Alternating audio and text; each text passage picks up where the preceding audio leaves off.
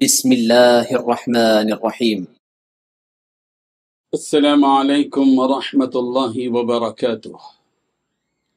الحمد لله حمدا كثيرا طيبا مباركا فيه، والصلاة والسلام على سيد المرسلين محمد وآله وصحبه اجمعین اما بعد.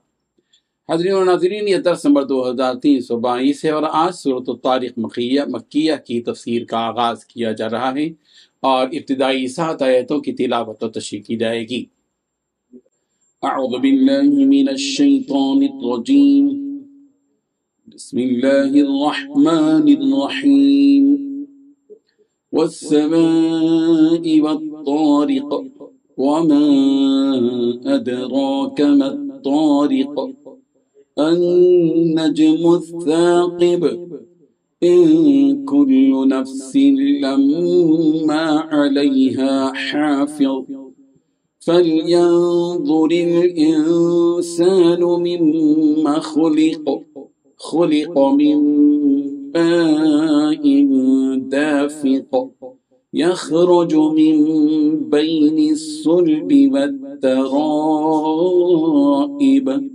صدق اللہ العظیم. لفظی ترجمہ یوں ہے: والسمائی، اور قسم ہے آسمان کی، والطارق، اور رات کو نمودار ہونے والی کی، وما ادراکا، اور کس نے خبر دی آپ کو، مطارق، کہ کیا ہے رات کو نمودار ہونے والا. النجم الثاقب، ستارہ ہے چمکنے والا. ان کل نفس لما علیہا حافظ، نہیں کوئی نفس بھی مگر اس پر ایک محافظ ہے. فلینظر الانسان، چنانچہ چاہیے کہ دیکھے انسان، مما خلق، کس چیز سے وہ پیدا کیا گیا ہے.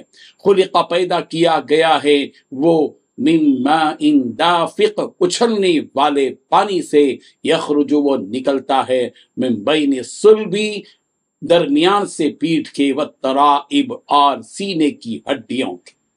ترجمہ یوں ہے: قسم ہے آسمان کی اور رات کو آنے والے کی، اور تمہیں کیا معلوم کہ وہ رات کو آنے والا کیا ہے. چمکتا ہوا ستارہ، کہ کوئی جان ایسی نہیں ہے جس کی کوئی نگرانی کرنے والا موجود نہ ہو. بزرگان محترم، انسان کو یہ چاہیے کہ اسے کس چیز سے پیدا کیا گیا ہے. اسے ایک اچھلتے ہوئے پانی سے پیدا کیا گیا ہے جو پیٹھ اور سینے کی ہڈیوں کے درمیان سے نکلتا ہے.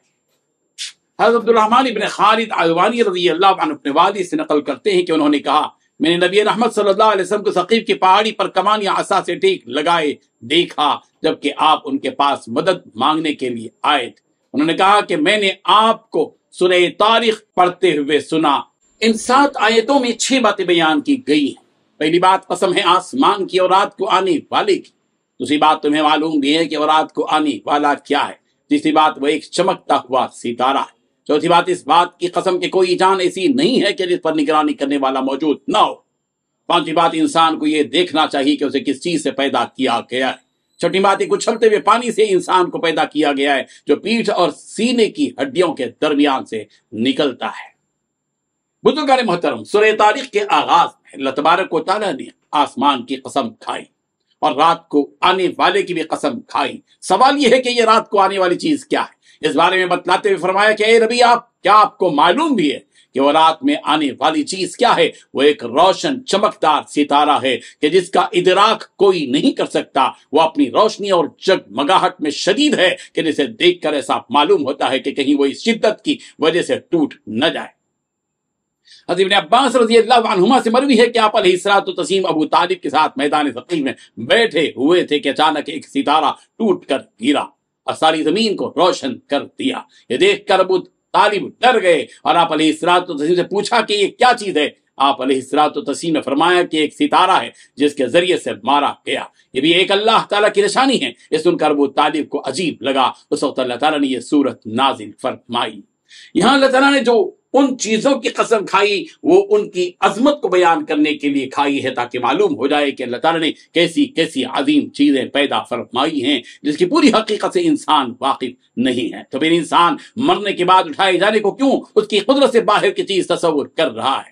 اسی کی طرف اشارہ کرتے ہوئے آگے فرمایا کہ ہم نے جو قسم کھائی وہ اس بات پر کھائی کہ ہر ایک انسان کے پاس ایک نگرانی کرنے والا موجود ہے جو اس کے ہر عمل کو ایک کتاب سے بھی محفوظ کر رہا ہے۔ اب یہ فرشتہ بندوں کے اعمال کو کیوں محفوظ کر رہا ہے؟ اسے بیان کرنے سے پہلے اللہ تعالیٰ نے انسان کے سامنے اس کی پیدائش کا ذکر فرمایا تھا کہ مرنے کے بعد زندہ کر کے اٹھائے جانے کی جو بات کہی جا رہی ہے وہ اس پر بھی اس پیدا کرنے کی قدرت کو دیکھتے ہوئے ایمان لیا ہے۔ چنانچہ فرمایا کہ انسان کو دیکھنا چاہیے کہ اس کی پیدائش کس چیز سے ہوئی اور کیسے ہوئی۔ اس کی پیدائش اللہ تعالیٰ نے ایک اچھلتے ہوئے پانی سے کی ہے، جو پانی انسان کی پیٹھ اور سینے کی ہڈی کے درمیان سے نکلتا ہے، یعنی نطفے سے۔